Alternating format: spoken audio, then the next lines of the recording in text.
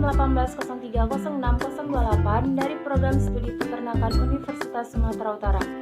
Di kesempatan kali ini, saya akan membahas tentang biosintesis pada telur, yang mana memuat tentang sintesis pada kuning telur, albumin, dan kerabang telur, yang mana merupakan tugas dari praktikum produksi ternak unggas yang dibimbing oleh Ibu Tati Fidianasari SPTMP.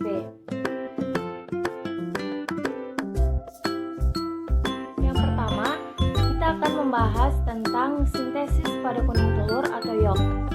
Yolk atau kuning telur disintesis di dalam hati di bawah koordinasi hormon gonadotropins dan hormon steroid.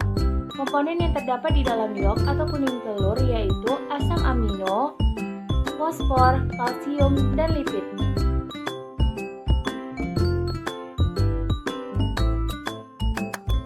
Proses sintesis yolk telur dimulai dari pituitari atau kelenjar yang terdapat di bawah otak. Pituitari melepas hormon gonadotropins dan hormon steroid.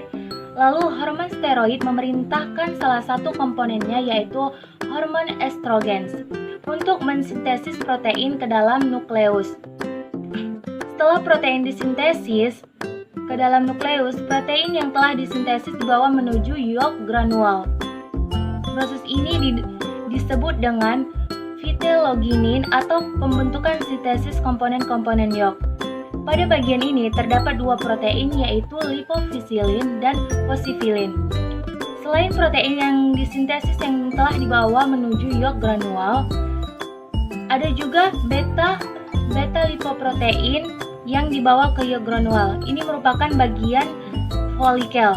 Di dalam bagian folikel ini terdapat tiga bagian lain, yaitu bagian yang pertama atau terluar yaitu thecal layer, yang kedua granulosa layer, dan yang ketiga atau bagian dalam yaitu oosit. Setelah proses ini terjadi, maka terbentuklah yolk telur. Yang kedua, proses sintesis albumin telur.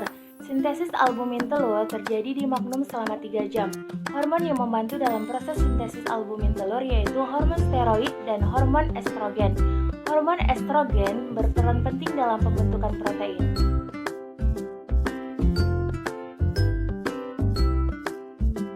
Sintesis albumin telur dimulai dari molekul estrogen atau larut dalam lemak, kemudian molekul estrogen masuk ke dalam nukleus, lalu molekul ini diikat oleh reseptor estrogen, kemudian reseptor estrogen membentuk kompleks reseptor estrogen tak aktif, kemudian kompleks estrogen dan reseptor estrogen atau estropilin 1 membentuk 5S atau kompleks reseptor estrogen aktif atau estropilin 2. Kemudian 5S masuk ke dalam nukleus, lalu 5S berinteraksi dengan kromosom dan membentuk gen mRNA.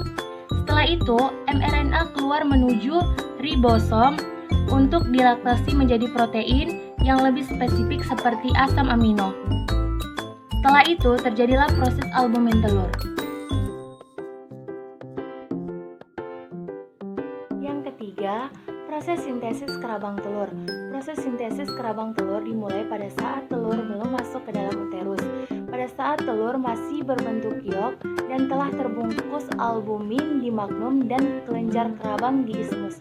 Waktu yang dibutuhkan di magnum sekitar 3 jam dan di ismus sekitar 75 menit.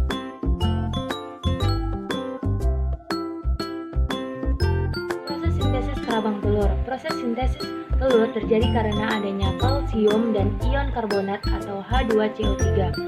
Sumber utama dari kalsium bikarbonat atau HCO3 ialah CO2 dan H2O yang berasal dari hasil metabolik mukosa sel kelenjar kerabang.